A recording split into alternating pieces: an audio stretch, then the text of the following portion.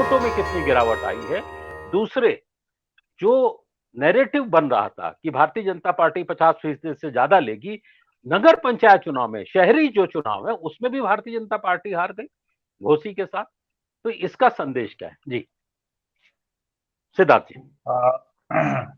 अमरीश जी, आज के चुनाव जो हुए हैं, घोसी उपचुनाव के अतिरिक्त जिला पंचायत की 4 सीटों के जो चुनाव हुए हैं, इन चारों के जो नतीजे आए हैं और घोसी के जो नतीजे हैं, ये अपने आप में बहुत हैरत अंगेज हैं और कम से कम उन दावों के बिल्कुल विपरीत हैं, या उन खबरों के बिल्कुल विपरीत हैं, उन समीक्षाओं के बिल्कुल विपरीत हैं जो समाचार पत्रों में देखने को मिल रहा था पिछले कुछ समय से, या जिस बात के दावे किए जा रहे थे, बढ़ चढ़ कर दावे किए जा रहे थे। यहाँ तक कि कुछ लोग जो सहानुभूति भी रखते हैं इंडिया अलायंस से, उनकी तरफ से भी ये कहा जा रहा था कि उत्तर प्रदेश बड़ी कमजोर कड़ी है और उत्तर प्रदेश में ही जो कुछ भी है भारतीय जनता पार्टी की सफलता वो उत्तर प्रदेश में ही रहेगी। बाकी जगहों पर तो उसको चुनौती मिल रही है, उत्तर प्रदेश में नहीं मिल रही है।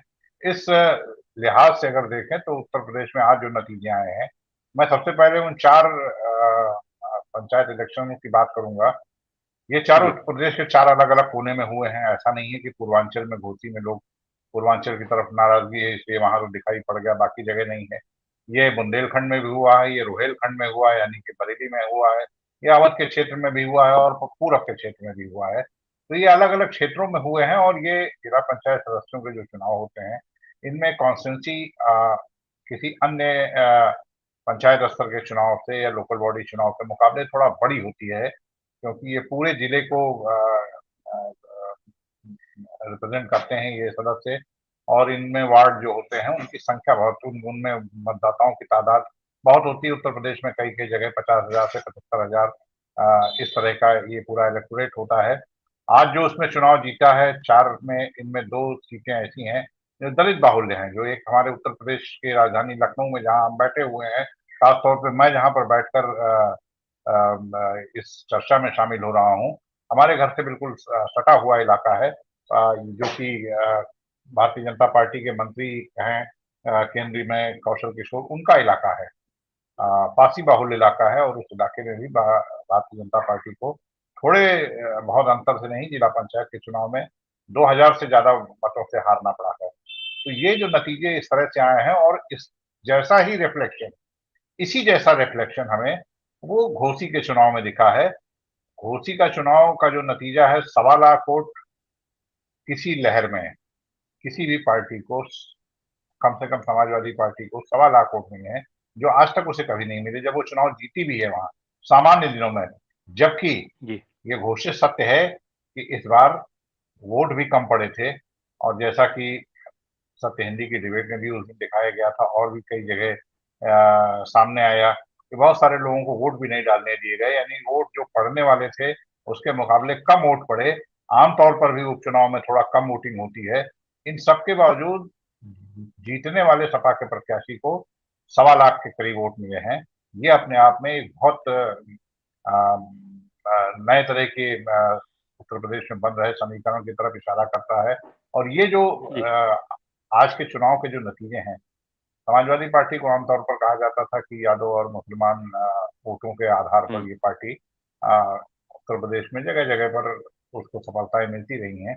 लेकिन अगर आज की आप नतीजे को देख लें तो ये केवल उनके ठीक है, यादव मुस्लिम मतों के आधार पर उसको कुछ बार उसी घोसी में चुनाव में जीत भी हासिल हुई है। लेकिन आज की जो जीत है और इसमें पड़े हुए जो वोट हैं, ये तकरीबन आपको 45 से 50,000 वोट जो अधिक मिले हैं, ये बहुत जी। नई चीजों की तरफ इशारा करते हैं। एक, कि जो समाजवादी पार्टी ने अम्बेडकर वाहिनी बनाकर या दलितों के बीच में जो घुसपैठ का कार्यक्रम चलाया है, वो मतदान के दिन भी दिखाई पड़ा था और नतीजों में भी दिखाई पड़ा है कि दलित मतों का बहुतायत का हिस्सा समाजवादी पार्टी को मिला है। गैर यादव पिछड़ी जातियों के दम पर जो भारतीय जनता पार्टी 14, 19, 22 और ये 17 का 17 और 22 का विधानसभा, 14 और 19 की लोकसभा, इन चुनावों में जो भारी भरकम सफलता हासिल की थी, वो पंचायत के चुनाव से लेकर घोसी के उपचुनाव तक वो टूटता हुआ नजर आया है। आप बौखलाहट देख रहे होंगे, जो तमाम सारे बयान आ रहे हैं कि एनडीए के घटक दल एक दूसरे पे आरोप लगा रहे हैं। कोई किसी को बड़बोला बता रहा है तो कोई किसी को बता रहा है कि साहब आपने मेहनत नहीं की, आपकी बिरादरी के लोगों ने वोट नहीं दिया। ये बौखलाहट बता रही है कि गैर यादव पिछड़ी जातियों के कुनबे को जोड़कर जिस सफलता को भारतीय जनता पार्टी अब तक अर्जित करती आ रही है, वो कुनबा जी बिखर गया है और उसमें एक बड़ी हिस्सेदारी उसकी तरफ समाजवादी पार्टी जो है वो बढ़ी है। तो ये सब कुछ चीजें ऐसी हैं जो घोसी का चुनाव वैसे तो एक आम उपचुनाव है। इस उपचुनाव के नतीजे से कोई विधानसभा के शक्ति संख्या पर कोई फर्क नहीं पड़ने वाला है, लेकिन इस लिहाज से ये बहुत बड़ा वो है। और जिस तरीके से इसको परसीव किया है वो भी जी अपने आप में बहुत महत्वपूर्ण है कि अखिलेश यादव ने एक बार भी नहीं कहा है कि ये समाजवादी पार्टी ने जीता है, समाजवादी, उन्होंने इसे पूरा श्रेय इंडिया अलायंस को दिया है। उन्होंने बार बार कहा है, अभी जो उन्होंने 2 पन्नों का एक धन्यवाद ज्ञापन भेजा है उसमें भी इस पूरी हम्म, जीत को इंडिया अलायंस की ही जीत बताया है। और ये कहा है कि पीडीए के रणनीति और इंडिया की टीम वहां पर काम करती भी दिखी। ये भी सही है कि इंडिया की टीम के बरक्स हमें एनडीए की टीम भी काम करती दिखी। जो भी 2-3 कॉन्स्टिट्यूएंट्स हैं एनडीए के, वो वहां पर दिन रात मेहनत करते दिख रहे थे।